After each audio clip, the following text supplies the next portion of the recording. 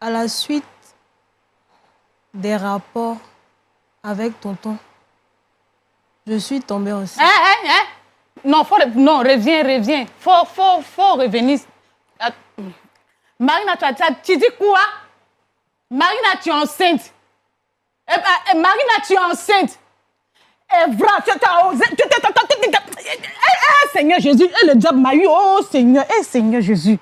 Quand j'ai dit, Evra. Asseyez-vous, madame. Non, je ne peux pas m'asseoir. Là, quand j'ai dit, c'est lui qui est l'auteur pour que je ne puisse pas aller à l'église, là. Toi, tu voulais combattre ma religion, là. Voici ça. Voici ça. Evra, voici ça. Vous allez écouter l'histoire de cette jeune fille qui a couché avec le mari de sa grande sœur et est tombée enceinte. Incroyable mais vrai. Une jeune fille du nom de Marina, âgée d'une bonne vingtaine d'années, dont la vie chrétienne est entachée de quelques pratiques peu recommandables. Mais avant de la recevoir pour partager son histoire, je vous dis tout de suite, Shalom.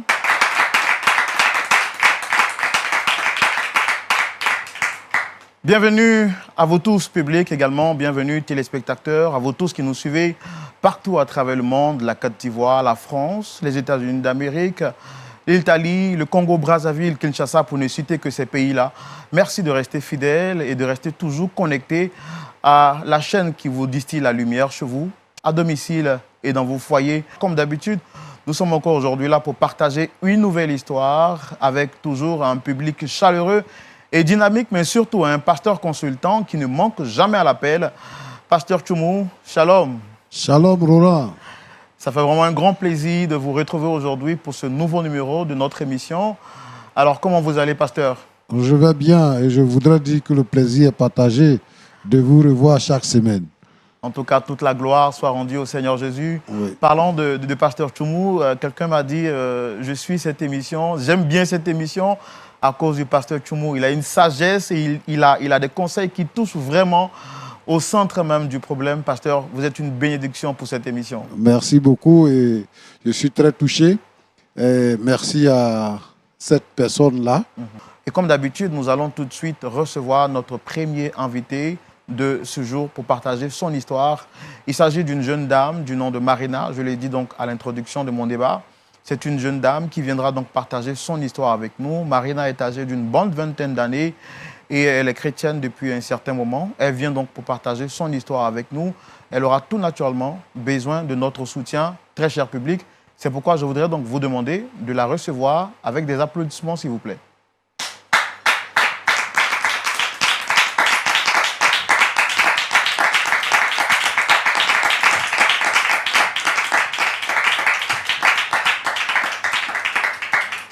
Shalom Marina, comment est-ce que vous allez? Shalom, je vais bien. Waouh, en tout cas, vous êtes très bien habillée avec une coiffure qui vous va particulièrement bien. Merci. Merci de partager ce plateau avec nous. On est très content de vous recevoir aujourd'hui. Je sais déjà naturellement que ce n'est pas facile de parler en public. Vous me l'avez dit en privé. Je voudrais que vous sachiez qu'ici, vous êtes en famille, d'accord? Et puis, juste en face, vous avez le pasteur Tchoumou, à la fin de votre récit, qui se permettra de vous donner des conseils à la lumière de la parole de Dieu.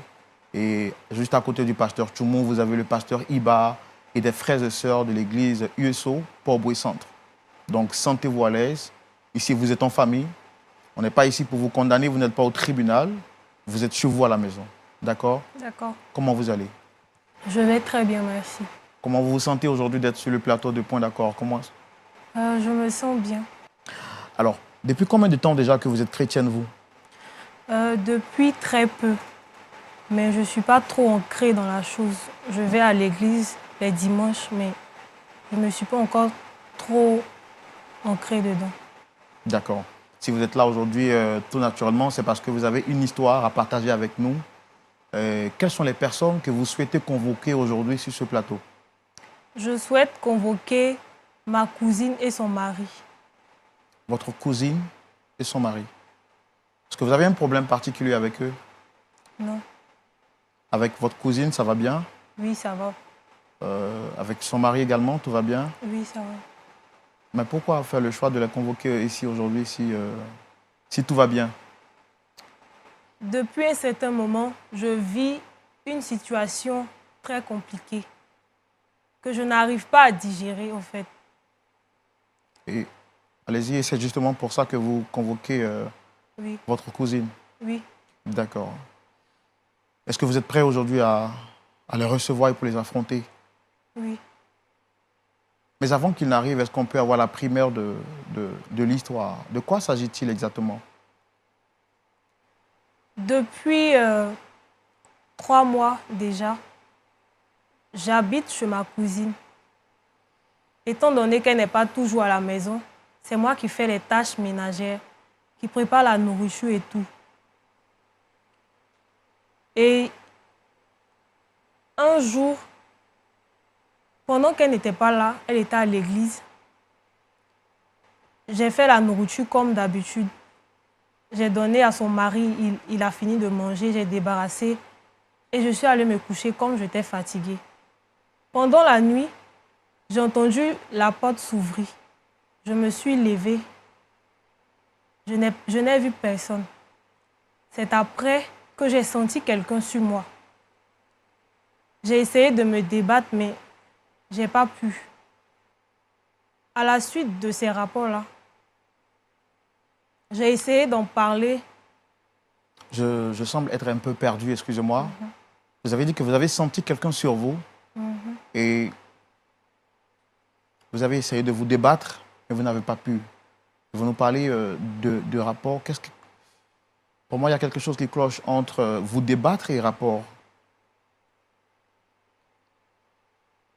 Vous avez senti quelqu'un qui est venu sur vous et qu'est-ce qui s'est passé par la suite? J'ai essayé de me débattre, mais je n'ai pas pu. Et il s'avérait que la personne qui était sur moi était le mari de ma cousine en question. Et cela a duré 3 mois, qu'il couchait avec moi constamment chaque nuit. J'ai essayé d'en parler à ma cousine, mais comme elle était occupée, je ne pouvais pas. Donc j'ai décidé aujourd'hui de les convoquer sur ce plateau, pouvoir m'excuser et demander la route parce que je veux partir de leur maison. Pourquoi? Parce que vous n'arrivez plus à supporter ce poids et cette pression. Je n'arrive pas à supporter ça parce que je ne dors pas. Je ne suis pas moi-même. Parce que depuis que vous vivez cette situation troublante pour vous, est-ce que vous avez essayé d'en parler à quelqu'un de votre entourage pour essayer d'avoir réconfort à l'église, des amis, des frères, quelqu'un, pour décharger votre conscience? Non. Parce que le mari de ma cousine me menaçait à chaque fois. Et si je parlais, il allait me chasser de la maison. Donc vous avez été intimidé, pas peur, vous avez refusé d'en parler à quelqu'un? Oui. Alors pourquoi avoir fait le choix de passer aujourd'hui sur le plateau de Point d'accord? J'ai fait ce choix-là pour demander pardon d'abord à ma sœur et puis lui dire que je veux partir de chez elle parce que je n'arrive pas à supporter. Donc vous espérez qu'avec le pasteur Tchoumou, on vous aide tout naturellement donc, à demander pardon à votre cousine? Oui, c'est ça. Est-ce que vous auriez la force aujourd'hui pour la regarder là, comme ça, droit dans les yeux, pour partager avec elle cette histoire? Oui. Vous êtes prête à les recevoir? Comme je l'ai dit à l'introduction de notre échange, quelle que soit l'issue de cette histoire, je voudrais que vous sachiez déjà que moi, personnellement, je suis fier de vous. D'accord? Parce que vous avez accepté de braver le regard des autres, vous avez accepté de braver la peur du que va-t-on dire, pour non seulement venir exposer votre histoire, mais d'abord et aussi demander pardon. Donc, quelle que soit l'issue de l'histoire, je voudrais que vous sachiez qu'on est très fiers de vous. D'accord? Donc, avec votre permission, nous allons recevoir vos invités. D'accord? D'accord. Pasteur Tchoumou. Oui. Alors, la sœur, donc, est prête à recevoir ses invités, ces personnes qu'elle a convoquées sur ce plateau, pour qu'ensemble, on puisse comprendre l'histoire et aller donc dans le grand déballage. Je voudrais donc, très cher public, vous demander de les recevoir avec vos applaudissements, s'il vous plaît.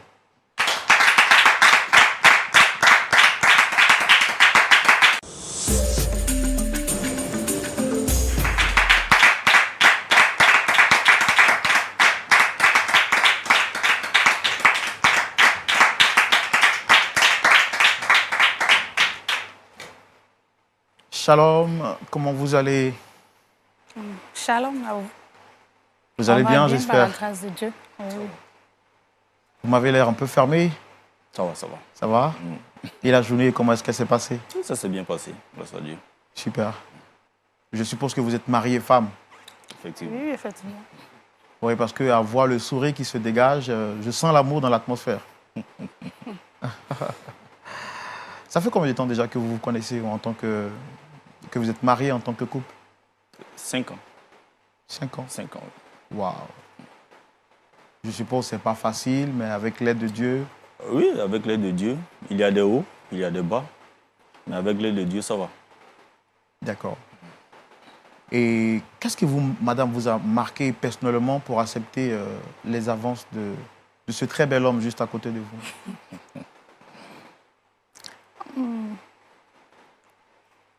Ben, il était toujours présent quand j'en avais besoin. Et puis, bon, Ces deux points-là, donc, vous ont marqué. Ce sont ses points forts.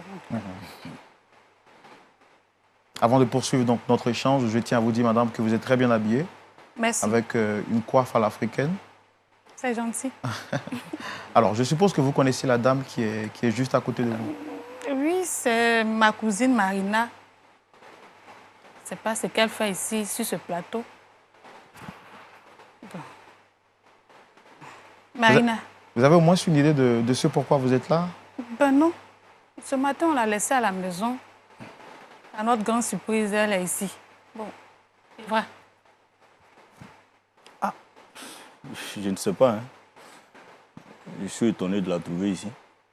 Alors, avant de poursuivre notre échange, je tiens à rappeler que vous êtes ici sur le plateau de Point d'accord. Et moi, je suis votre frère Roland. Et Enchanté. juste en face, vous avez le pasteur Tchoumou. Le pasteur Tchoumou et des frères et sœurs dans la foi. Marina s'est fait le plaisir de nous introduire, sinon que de nous présenter votre personne. Je sais que vous êtes Monsieur Évrard Oui. et votre épouse Daniel. Oui, oui. Alors, ce que je m'apprête à vous dire est très important. Marina a décidé de vous convoquer sur ce plateau parce qu'elle a un aveu à vous faire. Quelque chose de très important à vous dire. Je sais que ce n'est pas habituel, mais elle aura besoin que vous l'écoutiez jusqu'à la fin de son récit pour comprendre ce qu'elle voudrait vous dire aujourd'hui. Ok. Elle a vraiment hésité, ça n'a pas été facile pour elle, mais elle a tenu à parler aujourd'hui. D'après ce qu'elle m'a dit, ça fait déjà 3 mois qu'elle n'arrive plus à avoir le sommeil tranquille et elle voudrait se décharger aujourd'hui. Ah oui. Marina, tu es malade. Mais il y a quoi? Et puis tu dors pas. Jusqu'à tu viens nous convoquer sur un plateau. Si tu as un problème, il fallait nous dire ça à la maison. Marina, quand je te parle, il faut me regarder, il y a quoi? Marina, il y a quoi? Mais il faut parler. D'abord, toi, il parle. Marina, alors vous avez demandé à voir votre cousine et son époux. Encore, je tiens à réitérer que vous n'êtes pas seul dans cette aventure. Nous sommes avec vous. D'accord? Ils sont là, je pense que vous avez la possibilité de leur parler. Allez-y. Tout d'abord, je voudrais te remercier pour tout ce que tu as fait pour moi. Quand maman est décédée, c'est toi qui as pris soin de moi. C'est toi qui as payé mes études jusqu'à ce que j'aie le BTS. Mais ce que je vis actuellement, je ne peux pas le garder pour moi seule. Marina, si j'ai pris soin de toi là, c'est normal. Je ne vais pas te laisser pour retourner au village pendant que je suis aisée ici. Maintenant, tu as besoin de quelque chose. Il fallait me dire ça à la maison. Bon, parle, je t'écoute. Si on est déjà là, faut parler. Vas-y, Marina. Depuis un certain moment, étant pas à la maison, j'étais toujours à l'église. Ce soir-là, tonton venait d'arriver du travail. J'ai préparé la nourriture comme d'habitude. Il a mangé. J'ai fait la vaisselle et je suis allée me coucher.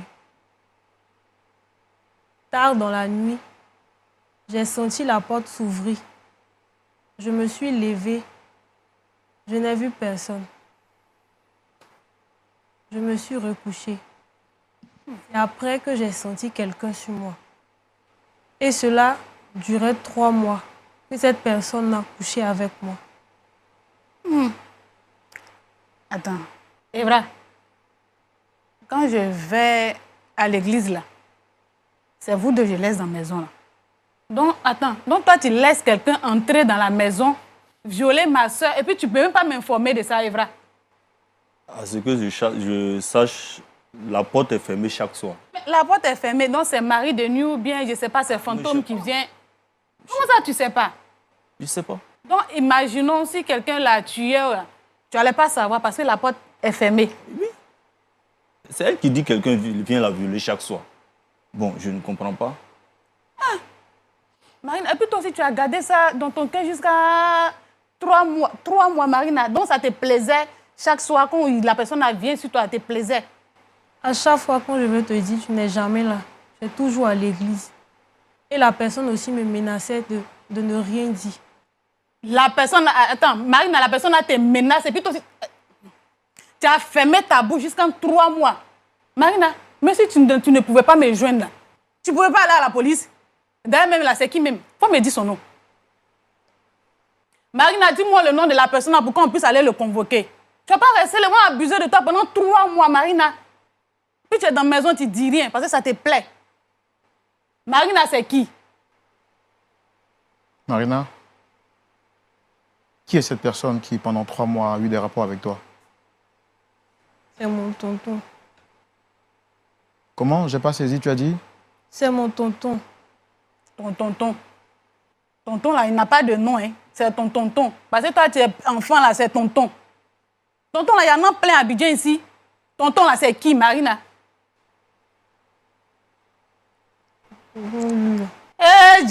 Seigneur. Marina, tu dis c'est qui? Le tonton qui est ici. Evra. La fille est venue s'asseoir sur ce plateau-là pour t'accuser. Et puis toi, tu es assis, tu ne dis rien. Evra. La fille a dit que tu sois avec elle. Ça fait 3 mois maintenant. Tu passes ton temps à violer. Evra. Evra, c'est pas à toi que je parle. Il y a quoi? Il y a quoi? Comment ça, il y a quoi? J'ai envoyé ma cousine du village pour venir nous aider dans le ménage. Et toi, tu passes ton temps... Je dis, si c'est arrivé là, c'est de ta faute. C'est de ma faute comment? C'est de ta faute. Comment ça, c'est de ma faute? Tu n'es jamais J'envoie présent. quelqu'un du village pour venir nous aider dans les tâches ménagères. Et toi, tu prends le manette plaisir de passer derrière moi et de la... Evra, il y a quoi? Tu as quoi? Ou bien tu es possédé par le diable? Possédé ou c'est toi plutôt qui es possédé? Quand il a dit que tu voulais détruire mon ministère là, c'est aujourd'hui que tu me montres Ton ça. ministère comment? C'est aujourd'hui que tu me montres ça. Tu es marié ou tu n'es pas marié? Comment ça? Je suis mariée. Tu es mariée et ou tu puis n'es pas après, mariée? je suis mariée puis Tu après. n'es jamais présente à la maison. Mais voilà. Tout le temps, matin à l'église, à midi à l'église, le soir à l'église. Tu es dans tous les programmes, Et puis tous ce les n'est pas services normal. là-bas. Ce n'est pas normal. Ce n'est pas normal comment? Tu t'es marié là, tu t'es marié pour Dieu ou bien tu t'es marié pour moi? Mais tu n'es jamais présente. Tout le temps. Pour faire la cuisine, c'est elle. Mais dessous même pour les laver, tu n'as pas ce temps-là. Donc ça te donne tout le C'est droit énorme, d'aller mais sortir avec elle, quoi. Ça te donne tout le droit de sortir avec elle. T'en prends qu'à toi seul. C'est toi l'unique responsable de tout ce qui arrive. Tu n'es jamais présente. Hein? Mais dis-moi, la dernière fois que tu m'as fait à manger, c'est quand? La dernière fois que tu m'as fait à manger, c'est quand? C'est Marina seule qui s'occupe de moi. Petit déjeuner, à midi, le soir. Chaque fois que je descends, j'ai tous les problèmes. J'arrive, tu n'es jamais présente. La dernière fois qu'on a eu des rapports, c'est quand? C'est quand? Daniel, je suis un homme. Je suis fait de chair. Et j'ai des désirs aussi. Tout le temps, c'est toi tu es absent. Tu as le calendrier de toutes les veillées de prière dans la ville. Il faut t'en prendre qu'à toi seul. C'est vrai, je n'en suis pas fier, mais c'est toi l'unique responsable. tu aurais dû t'occuper de ton foyer. Aujourd'hui, là, Dieu m'a montré que ce n'est pas toi mon mari. Vraiment, c'est une situation difficile et je suis vraiment désolé par rapport à ce que vous vivez. Alors, Monsieur Evra, je voudrais comprendre qu'est-ce qui s'est réellement passé pour que vous arriviez jusqu'à cet acte. Tout allait bien au début, après notre mariage. C'était bien. Et petit à petit, elle a commencé à avoir plus de temps à l'église qu'à la maison. À elle seule, elle est dans le service de communication, elle est dans le service d'hygiène, elle est dans le groupe d'intercession et je ne sais même plus dans quel groupe elle est. Et donc, ça faisait que chaque soir, c'était des soucis. J'arrive souvent du boulot, 19h, 20h, elle n'est pas présente, il n'y a pas à manger. Je suis moi-même obligé de rentrer dans la cuisine, me faire à manger. Et quand je l'appelle, je suis à une veillée de prière. Je suis en réunion de groupe. Je suis à l'église. Tout le temps, c'est la même chose. Le jour où elle est vite rentrée là, c'est 23h, minuit. C'était compliqué dans le ménage. Elle-même, elle a constaté. Et arrivé un moment, elle a souhaité faire venir une fille de ménage pour aider au moins dans les tâches de ménagère. Et moi, je n'ai pas trouvé d'inconvénient, j'ai trouvé que c'était une bonne idée. On a cherché pendant un bon moment, on n'en trouvait pas. Et donc, elle a proposé de faire venir sa cousine. J'ai dit, ok, il n'y a pas de souci. La cousine est venue, bon, elle a vraiment pris sa place. Quand je dis sa place, c'est elle qui fait le ménage. C'est elle qui s'occupe, qui fait la cuisine. C'est elle qui fait tout dans la maison. Un soir, vraiment, après un bon temps de sévrage, je la désirais, elle. Je la désirais. Donc, déjà au boulot, j'ai planifié quelque chose. J'ai voulu organiser une petite soirée surprise là, pensant la trouver.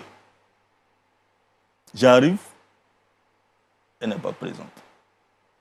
Je l'appelle, elle me dit qu'elle est à l'église, qu'elle a une mini-veillée et que la mini-veillée finira autour de 23h et qu'après elle allait rentrer. 23h, minuit, je ne la vois pas. Je tente de la joindre, le numéro ne passe pas.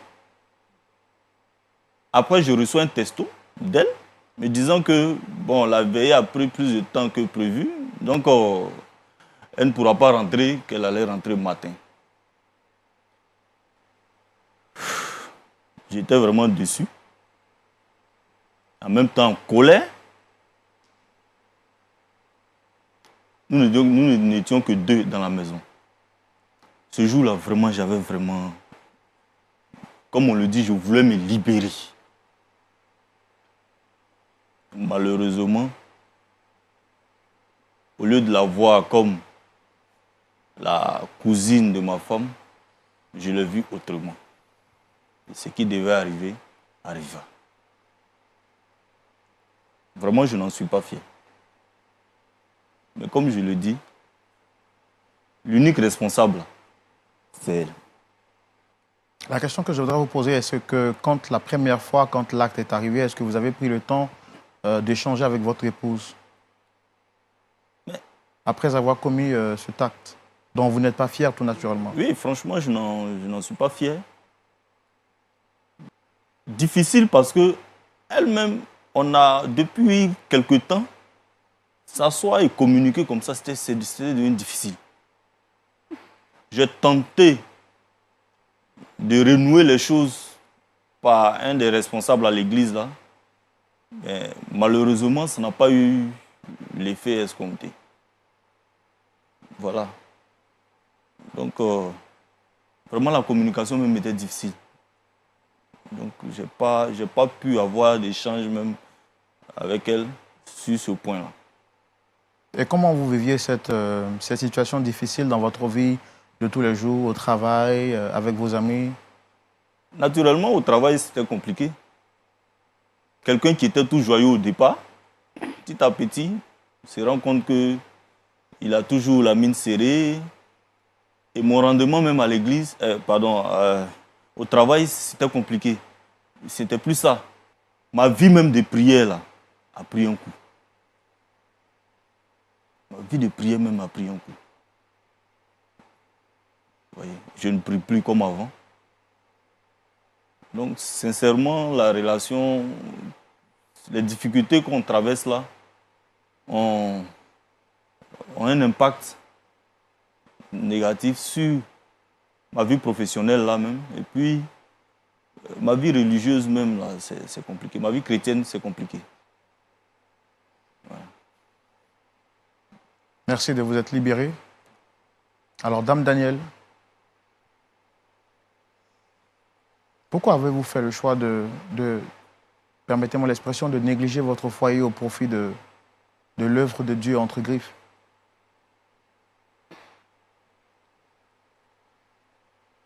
Je n'ai pas négligé mon foyer. J'ai envoyé ma cousine pour qu'elle puisse s'occuper de la maison. On n'appelle pas ça une négligence. Mais là, votre mari dit que vous n'étiez pratiquement pas à la maison, vous étiez tout le temps à l'église, la nourriture, même ses dessous, c'est votre cousine qui sont chargées. À cause de ça, elle est là. Je n'en disconviens pas. Oui, d'une part, il a raison. Je n'étais pas tout le temps là. Certes, mais au moins, il y a quelqu'un pour s'occuper de la maison.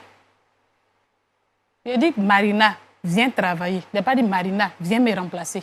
Ça fait deux choses différentes.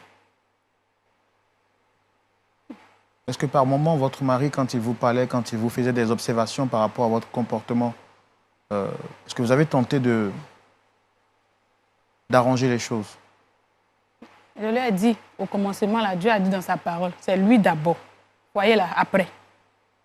Mais il patiente.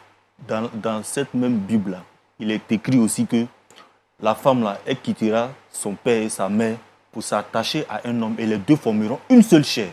Et puis après? Et puis après, comment? C'est plutôt donc l'homme qui quittera son père et sa mère pour s'attacher à sa femme pour que les deux, bien entendu, forment une seule chair. En tous les cas, c'est valable dans les deux sens. Là, je vois que vraiment vous êtes dans un cas très difficile, une situation vraiment difficile. Dame, est-ce que vous regrettez aujourd'hui votre acte? Pourquoi? Je ne regrette pas même. Ceux qui devaient regretter, ce sont les deux là.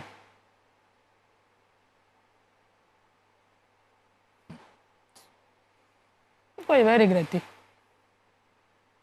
Comme à l'église, ils ont vu que j'étais la meilleure personne apte à exercer ces différentes fonctions. C'est pour cela qu'ils m'ont mise à la tête.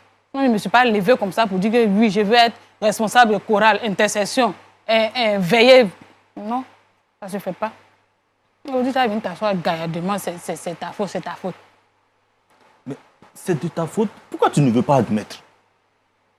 Et vous voyez, depuis lors, elle ne reconnaît même pas sa faute dans cette situation. Elle ne reconnaît pas. Elle ne reconnaît pas qu'elle a abandonné son foyer. Tu vois, c'est comme ça, et c'est comme ça tout le temps. Les petits moments, les petits temps où on a eu à échanger, on finit toujours par des disputes. On ne s'entend pas. Parce que pour elle, c'est l'église, l'église, l'église, l'église. Après l'église, là, il n'y a plus de vie. Mais comme ça, là, tu n'aurais pas dû te marier? C'est moi qui t'ai appelé.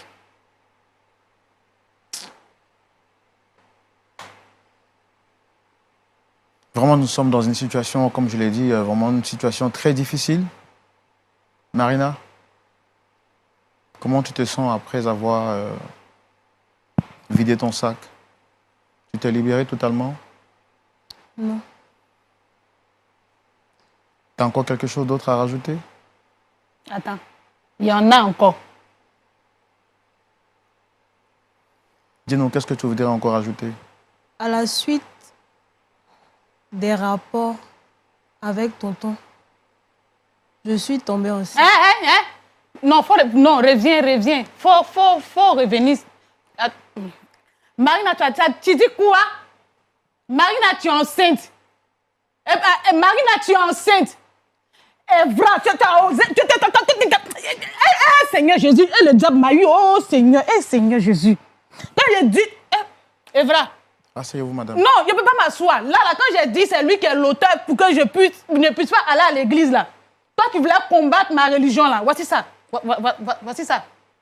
Evra, voici ça. Aujourd'hui, là même, là, c'est devant vous. Hein. Dieu, tu n'étais même pas mon mari. C'est même pas pourquoi je me suis entêtée même pour arriver. Evra. On peut faire ça à l'homme. Evra. Et puis, tu viens, je suis enceinte. Marina, tu m'as eu. Marina, j'ai payé tes études. Je te donne de l'argent pour que tu puisses nourrir tes frères au village. Aujourd'hui, tu vas venir m'inviter sur ce plateau pour me dire que tu es enceinte. Marina, merci, hein. Merci. Merci.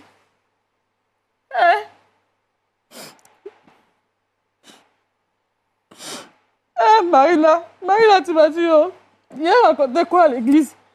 Même au quartier, il va dire quoi, Marina? 3 mois.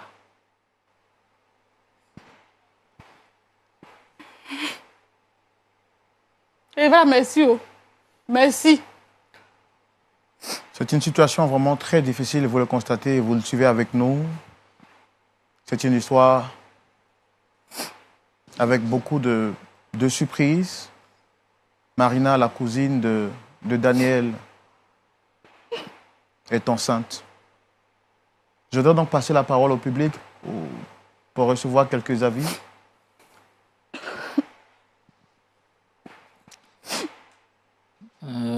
Vraiment, c'est une situation déplorable. Monsieur Evra, vous êtes le chef de cette famille. Vous voyez, vous êtes vous exposez à la prison. Parce que ce n'est pas avec son consentement, d'après ce qu'elle est en train de nous raconter. Marina se lève la nuit et elle voit qu'il y a quelqu'un qui est là. Et la personne couche avec elle. Ça, c'est sans son consentement. Ça fait une prison qui va de 5 à 20 ans avec des amendes. Je ne sais pas si vous avez pensé à cet aspect-là. C'est vraiment dommage que vous ne reconnaissez pas, vous, votre part de responsabilité dans cette affaire. Vous rejetez sur votre épouse. Que c'est elle. Il est vrai qu'elle a sa responsabilité, mais vous qui êtes l'auteur de cet acte-là, condamnez vous-même d'abord, devant les hommes, mais aussi devant Dieu. Parce que cette fille qui est venue vous aider, même si madame n'est pas toujours à la maison, elle est là pour le service. Quant à toi, mademoiselle Marina, bon, vraiment, c'est regrettable que ce soit sur ce plateau que tu viennes pour dire ce que tu es en train de dire. 3 mois. Pourquoi est-ce que dès la première nuit que cela est arrivé, tu n'as pas pu raconter à ta cousine? Tu aurais pu lui rapporter les faits et ça aurait peut-être, si Dieu te fait la grâce, ça aurait évité de prendre une grossesse non désirée. Voilà que maintenant tu portes une grossesse. Est-ce que vous allez être maintenant à 2 dans ce foyer ou tu vas partir et qui va s'occuper de cette grossesse? Quant à vous, Madame Daniel, vous voyez, votre engagement à l'église, c'est bien d'être vraiment engagé dans l'église, mais ne pas être permanemment dans son foyer, ça aussi, ça peut causer des problèmes, des difficultés du genre de ce que vous avez. Et ça, vraiment, je pense que il faut aussi revoir, parce que quand vous avez des responsabilités, il faut avoir des responsabilités limitées. Donc, madame, vraiment, quelque part, vous avez une part de responsabilité. Et En tout cas, vous avez l'avez à dit, demander pardon à Dieu. pasteur Iba, merci pour votre intervention. Vous avez posé une question qui mérite d'être répondue. Comment est-ce que cette situation sera vécue? Marina et sa cousine Danielle partageront-elles le même mari? La réponse de notre pasteur consultant tout de suite dans la rubrique à la loupe de la parole. Pasteur Tchoumou. Oui, Roland. Voici une situation, moi, qui me dépasse en tant qu'animateur. Et je suis sûr que le public et bien entendu les téléspectateurs sont impatients de savoir quel est le point de vue de la parole à l'égard de ce sujet très complexe. Au regard de cette histoire, je comprends que la morale a foutu le camp. En fait, quand on ne peut pas faire la différence entre son épouse et les parents de son épouse, c'est une situation grave. J'ai écouté M. Eba dans son discours disant que parce que son épouse est tout le temps à l'église, donc ce jour-là, il voulait se libérer et il s'est libéré. Il s'est trompé d'épouse. Marina n'est pas son épouse. Si lui, il pense que son épouse agit mal, il y a des voies de recours pour pouvoir amener son épouse à la raison. Elle va à l'église. Donc, il sait où elle est. Dans cette église-là, l'église est dirigée par un pasteur. Il y a un conseil de l'église. Moi, je pense que ce qu'il aurait dû faire, c'est d'aller se plaindre au pasteur pour dire, voilà, et moi, voilà ce que je veux pour ma femme et pour ma famille. Pour un équilibre dans la maison. Mais on ne saute pas sur la cousine de sa femme qui est à la maison pour dire que c'est ta faute parce que tu n'es pas là. Ça, c'est quelle réflexion? Pour un homme de son âge, si lui-même il a une fille qui s'en va habiter chez quelqu'un et puis on lui fait ça, ça va lui plaire? La petite a perdu ses parents. Et la personne qui s'occupe d'elle, c'est sa cousine, qui pense qu'elle ne peut pas la laisser dans la misère. Donc, le fait même d'avoir perdu ses parents, elle est vulnérable. Elle est orpheline. Ça, c'est un.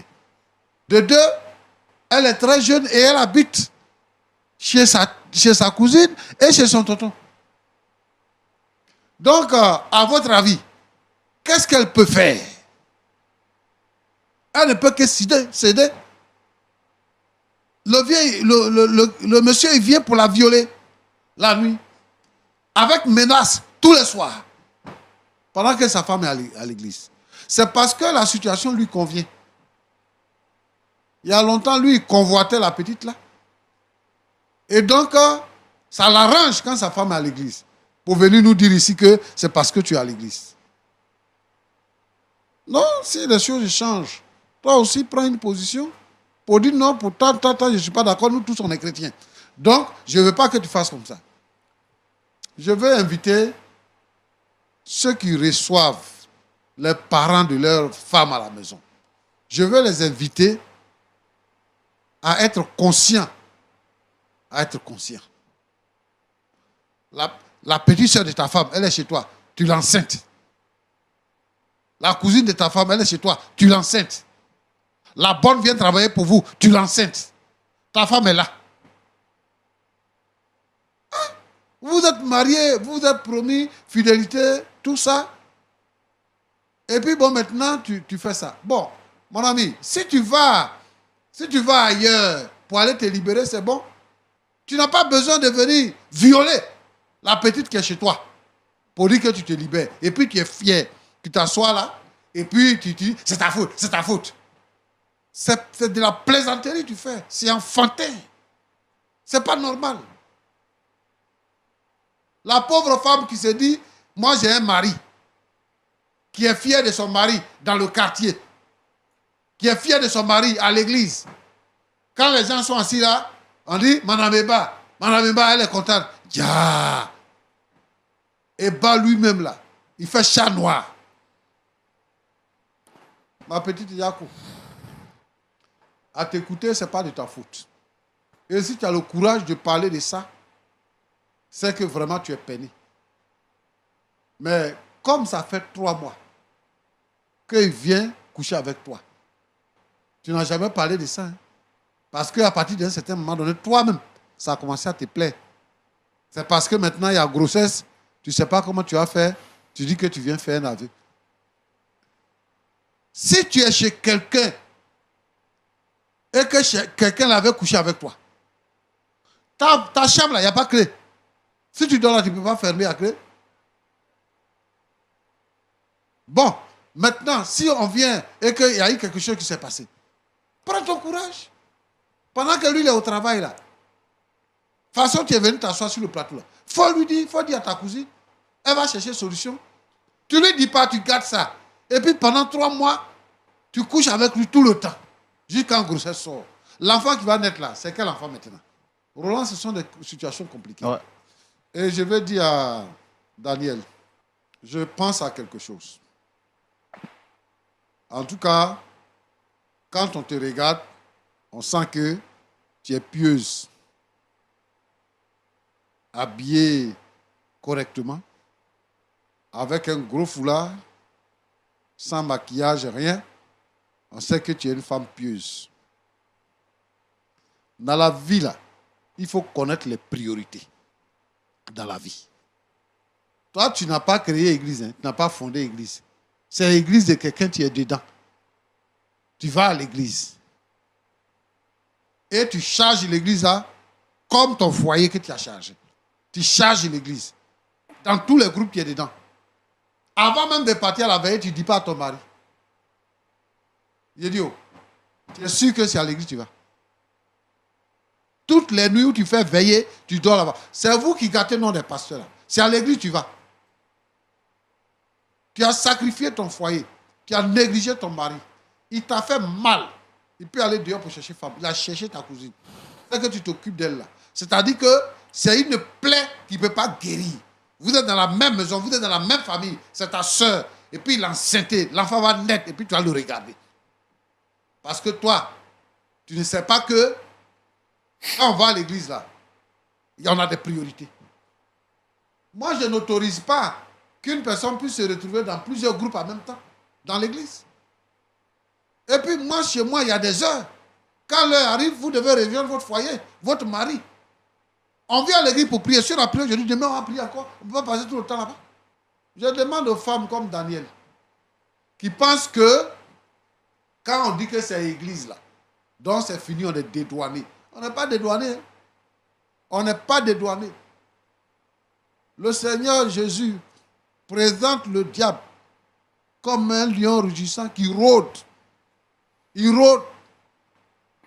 Le péché là n'est pas loin de nous. C'est parce qu'on peut résister au péché. Mais il ne faut pas donner l'occasion pour que quelqu'un puisse pécher.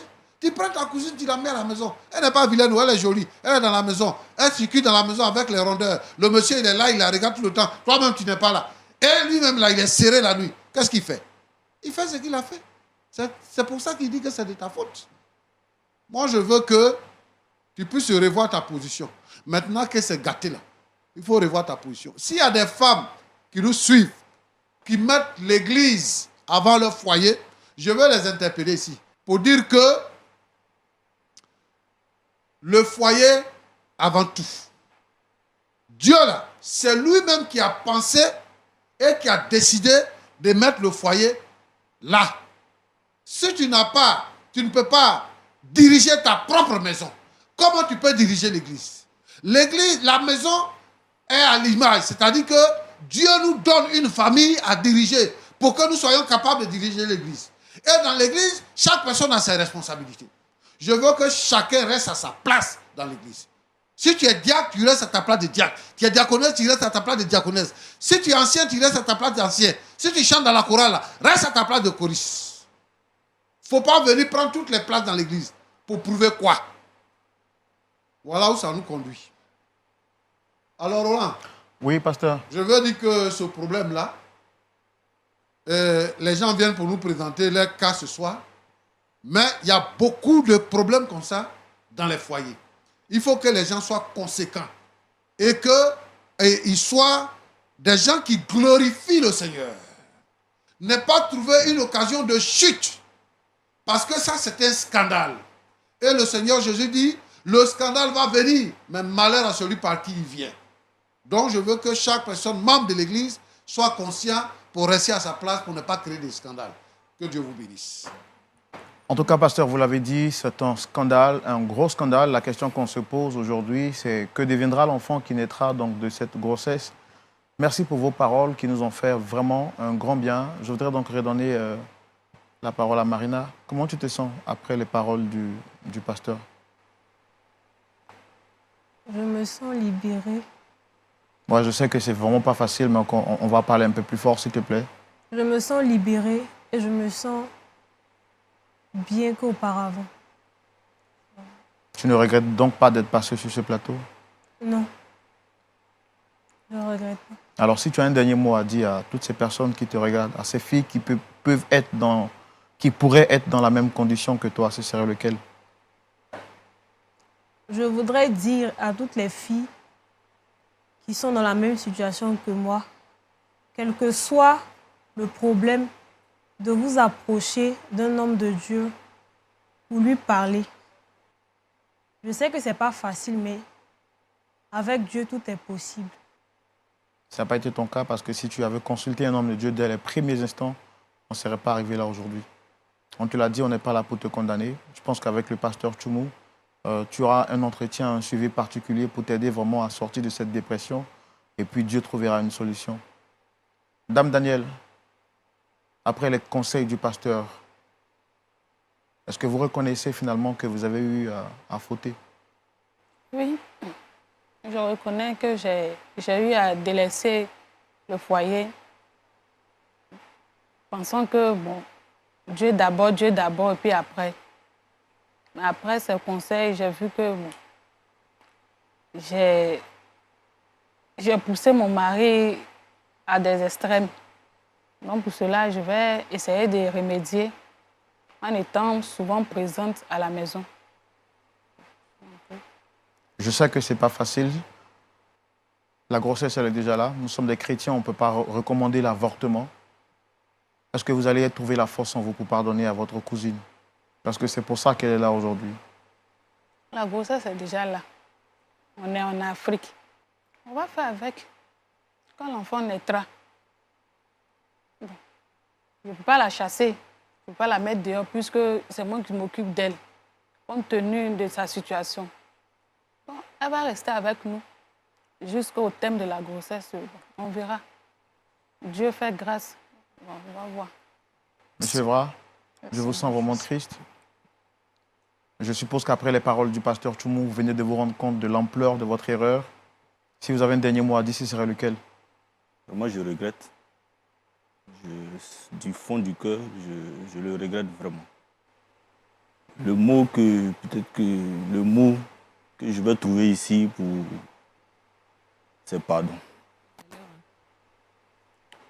Vraiment pardon. Pardon à ma femme. Parce que c'est ma femme, je l'aime et je tiens à elle. Pardon aussi à Marina.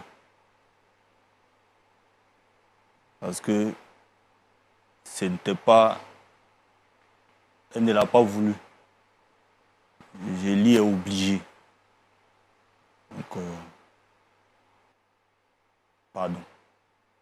Un mot à l'endroit de tous ces hommes qui traversent peut-être la même situation que vous? C'est de leur dire de s'accrocher vraiment à Dieu. Surtout quand on traverse ces moments difficiles-là. Chercher des personnes vraiment en qui il faut se confier. Si vous êtes chrétien, il faut s'approcher d'un homme de Dieu, prendre conseil auprès de cette personne-là. Bon. Voilà. En tout cas, merci. Je vois que vous êtes profondément touchée. Marina, merci d'être passée sur ce plateau. Merci à vous. Nous ne te condamnons pas. Je pense qu'avec le soutien du pasteur Tchoumou, on va vous suivre en privé parce que vous avez vraiment besoin d'être suivi. Le couple également, le pasteur Tchoumou va s'entretenir avec vous en privé pour vous suivre. Mais avant de vous laisser, je voudrais demander au pasteur Tchoumou de nous recommander à la grâce de Dieu et tout naturellement, les couples partout qui suivent cette émission qui pourraient passer par cette situation. D'accord. Je voudrais que M. Eba fasse une confession quand même. Nous avons entendu, il a demandé pardon, c'est une bonne chose. C'est à cela que nous nous attendions. Mais c'est une situation qui est créée. Daniel a dit tout à l'heure que je vais faire avec. On va rester à la maison, on va s'occuper de la grossesse et tout ça. Est-ce que lui, Eba, il promet ne plus toucher Mireille? Et est-ce que Daniel accepte de réviser sa position pour avoir beaucoup plus de temps pour son mari? C'est là qu'on doit s'accorder. Parce que ça ne sert à rien de venir sur un plateau pour dire je demande pardon et de continuer la même chose. Voilà, le jour que sa femme n'est pas là. Parce qu'ils ont commencé, ils sont habitués à ça maintenant. Il faut que vraiment quelqu'un décide de se repentir et d'abandonner le péché.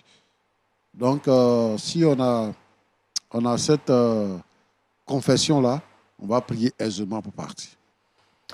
2 questions posées par le pasteur. Est-ce que là, M. Evra, vous faites aujourd'hui la promesse devant l'Église et devant votre femme de ne plus jamais toucher à Marina?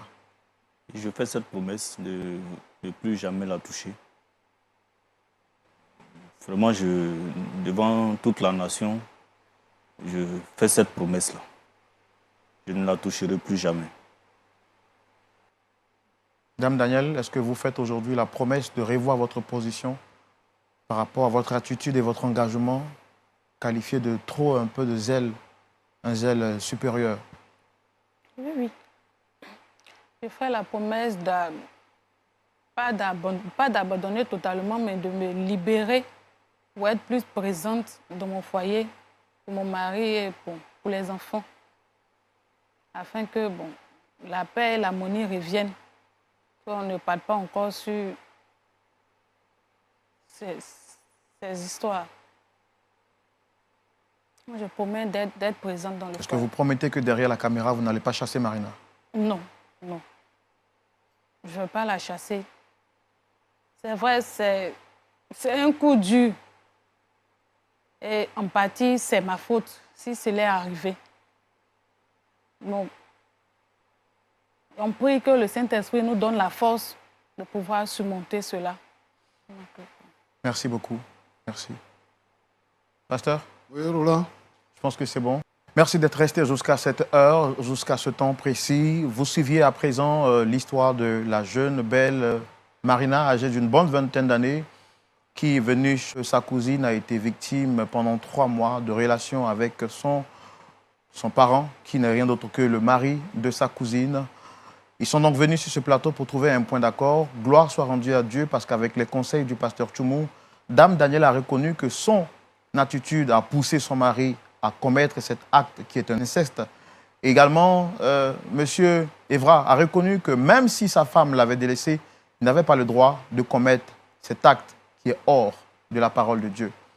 C'est ici donc que s'achève cette émission et tout naturellement, vous, à la place de Dame Daniel, auriez-vous accepté de reprendre Marina après avoir été déçu et blessé profondément par celle-ci? La question tout naturellement pourra se poursuivre chez vous. Moi, je vous dis shalom et que Dieu vous bénisse. Cette histoire est lourde de conséquences, et on peut en tirer plusieurs leçons, autant sur le plan familial que moral. Voici quelques points clés. 1. La confiance est précieuse et fragile. Lorsqu'une personne trahit un proche, en particulier dans un cercle familial, la blessure est souvent profonde et durable. Cette situation montre à quel point la loyauté est essentielle pour préserver les relations. 2. Les limites doivent être claires. Même si des tentations ou des frustrations existent, savoir poser des limites dans ces relations évite des drames. Se rappeler que certaines personnes sont interdites, comme le conjoint d'un frère ou d'une sœur, est une règle de respect et de dignité. 3. Les choix ont des conséquences. Un moment de plaisir ou de faiblesse peut détruire des liens familiaux, créer des rancunes sur plusieurs générations et briser la paix familiale. L'histoire enseigne que penser à long terme avant d'agir est crucial. 4. La communication dans le couple est primordiale. Si le mari a accepté cette relation, cela révèle aussi un problème dans son mariage. Plutôt que de chercher ailleurs, la discussion honnête avec son épouse aurait été la voie saine. 5. La trahison crée des cicatrices durables. Même si un pardon est possible, il n'efface pas totalement la douleur. On apprend donc qu'il vaut mieux prévenir que devoir réparer l'irréparable. 6. Le respect de soi et des autres. Coucher avec le mari de sa sœur n'entache pas seulement la relation avec la sœur, mais aussi la valeur que l'on se donne à soi-même. Le respect de soi est intimement lié au respect des autres. En résumé, cette histoire rappelle qu'il est important de protéger la famille, d'honorer ses liens, de fixer des limites claires et de réfléchir aux conséquences de ses actes avant de céder à des pulsions. Si vous étiez à la place de cette grande sœur, quelle décision prendriez-vous? Si vous aimez ce genre d'histoire, abonnez-vous et surtout n'oubliez pas d'aimer et de partager pour l'édification d'un grand nombre de personnes.